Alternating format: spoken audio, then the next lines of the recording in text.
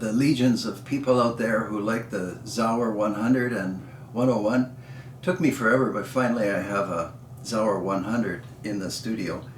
And as usual, I have all kinds of things to tell you about this rifle, but we'll go over the basics right away. So it arrived, and you know, it's a black rifle, or it has a black stock anyway.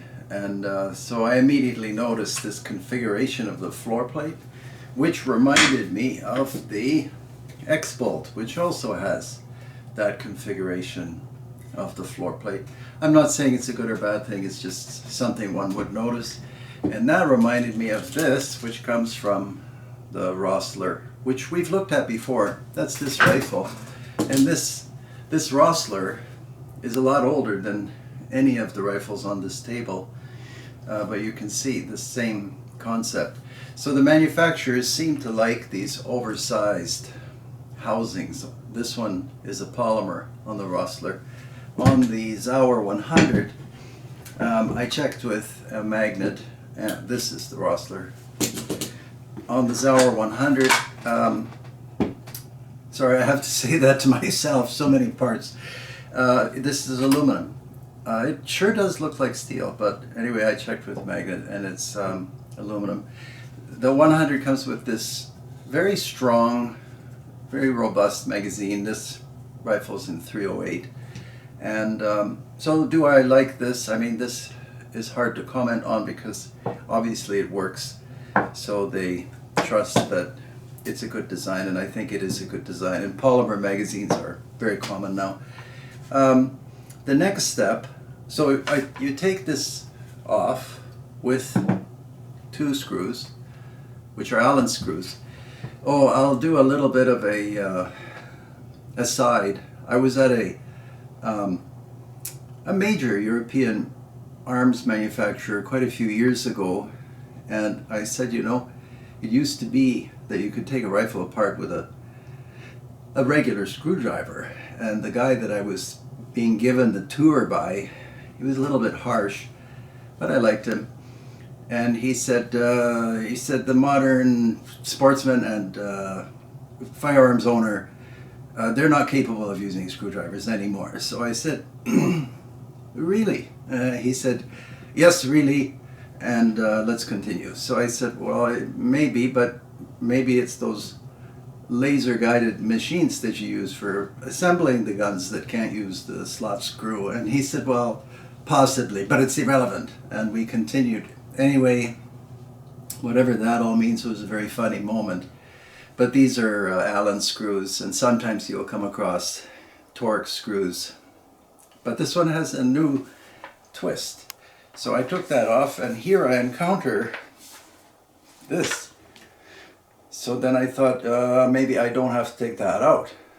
So then I was struggling with the action, but I could see that this means I have to take this part out. So then it looks to me like I need a socket wrench. So no problem. I'll just go to my collector car and get the socket wrench, and a small socket, of course. And halfway to the car, I remembered I don't have a collector car, so I went back into the garage, got this actually tool, and you take this and you put this on here. Now I've pre-loosened this, and so we have some new tools in taking apart guns. There's the piece, so you have this. You have this one with a little lock washer, and then in the front you have this one, so I guess this would go kind of like this. So that's what you need to take apart the Sauer 100, and this is very interesting what's going on here. So now I can take the action out, and here we have a very solid stock with an aluminum bedding block and a stud which sticks out of the front of the receiver. All of this is to get around a regular recoil lug. So we've got some kind of engineering adventures happening, and interestingly, this stud floats and you can turn it around with your fingers for additional interest. And if you don't have it lined up the right way, it won't fit into this slot. Anyway, of course, we all can accomplish fitting it into that slot eventually, and then you put this back on and the rest you can figure out. But that's all sort of elementary, as Holmes would say. The trigger is excellent. Everybody talks about that in their reviews. And the action itself, oh, I can't put it in because I don't have that stud spun around. So we have to do the rest of the video with this out, because you have to sort of get it just right and lower it into that hole. But that's okay. We can look at the bolt, and I have some interesting things to show you. Here's the bolt. So this is 3 locking lugs, and it has that cute pattern on the bolt knob itself. And you probably noticed on the table the Sauer 202. So this is the 100. The Sauer 101 has multiple locking lugs, more like the 202. Now, I've owned 202s for many years. This is the 202. We can pan up to show you this action. And when you look at these actions, you know, there are echoes all over the place of what they've been up to save money in production, and where they decided to focus on something. I think we've got 2 plunger ejectors in the bolt face here. Interestingly, here's the old Rossler, and you can see that the Rossler is not too far different from the 202. I think these are 1 plunger ejector, and this is 1 and this is 2. They say we need 2 now, because that's how it has to be. Maybe next year we need 3, I don't know. But for many years, 1 seemed to work okay. As you can tell from these actions, the 202 and the 100 are obviously related. And we all know that Sauer makes superb weapons, so I mean, it's hard for me to get everything lined up, but you can see the heritage of the 100. I should probably talk briefly about the 101, which I don't have in the studio, but which I've fired and looked at. And the 101 has a very cool safety system, which I think you pay quite a bit of money for. The bolt also has more locking lugs. I actually like the simplicity of fewer locking lugs, as on the 100. So I find the 100 to be a completely satisfactory rifle, and have nothing actually bad to say about it. As funny as this feature is, I mean, they really must hate recoil lugs, the modern manufacturers, because I've seen more arrangements. This is one of the more interesting ones, involving that socket wrench to get around just installing a recoil lug on the action. But be that as it may, I liked the safety on this better than the safety they described on the 101. You can see there's a red dot. Obviously that means fire. You put it on the second white dot, and the bolt can be opened, and you can remove cartridges. And then on the third dot, you can't open the bolt. So I mean, you've seen variations of this on all the different rifle makers. This is a particularly clear design, and we'll leave this here like this. And now I'll show you why this all reminds me of my old Rossler. I think this is called a Titan 6. And I mean, it's not identical, but you can tell that they're picking up things from one another. I like the Rossler a lot. You can see there's no studs or pins or ratchets needed for this thing. This is a takedown. Although it's not a takedown anymore, because whoever owned it before me, maybe they used thread locker, I don't know, but I haven't really struggled to take out the barrel. But it's firmly in there, and I don't need to take out the barrel because I don't have another barrel. Anyhow, the Rossler has a fully aluminum receiver. I think this is the right bolt, and it's tricky getting the bolt in on the Rossler. I hope, yeah, I have the right assembly. you have to get them lined up, and then it's not too bad. You know, aluminum on steel sometimes is good and sometimes not, but this time, of all these rifles, the 100, the 202, and the Rossler, this is the slickest. Just actually an excellent rifle. So there you have kind of an overview of the 100. We probably should look quickly at the magazines again.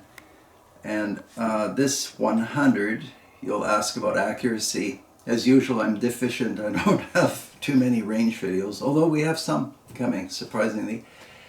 Remarkable accuracy. I had scope mounts on this, but took them off because they clutter up the view of the action. The action is steel, which is good. I think this is a polymer on here. So, I mean, you can tell they're juggling around things to reduce costs. That's all it amounts to. Which one is the best of the lot? Probably the 202. I would have taken this apart for you, but it requires a long Allen wrench, quite long, which it's around here somewhere, but I couldn't lay my hands on it. Of course, these are designed to be takedown. It has that unique safety system. I'm only mentioning these things in passing. I think we've done a review on the 202, and the 202 has the inline steel magazine, as does the Rossler, and country of origin, so I'm pretty sure that this says made in Germany. A lot of people ask me, made in Germany, and the 202 made in Germany, and the Rossler made in Austria, I believe. Yeah, it says Austria. So there you have it. Brad, I guess maybe you wanted me to reach some kind of a conclusion. I see nothing wrong, really, nothing jumping out at me with 100.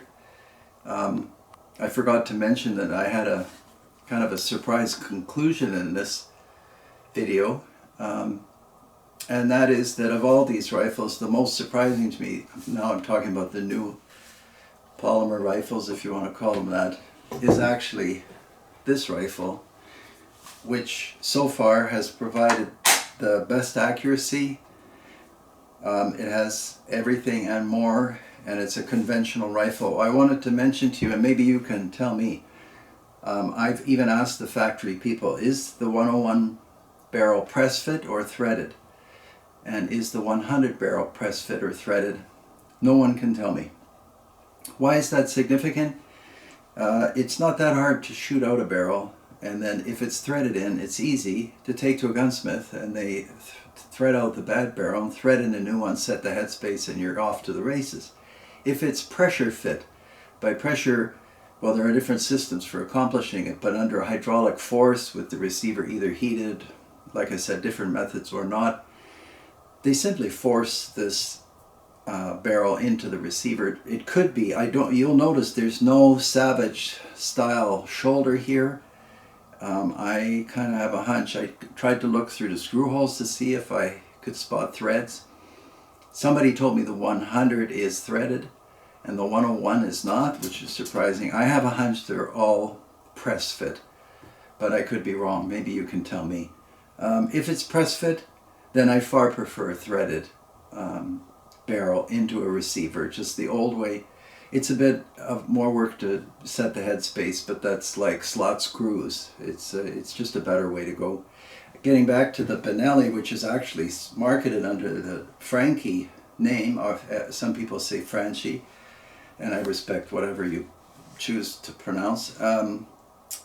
Benelli has, and it says Benelli on it. They came up with just an excellent rifle. The stock is excellent. The action is excellent. They're dramatically undervalued and underappreciated.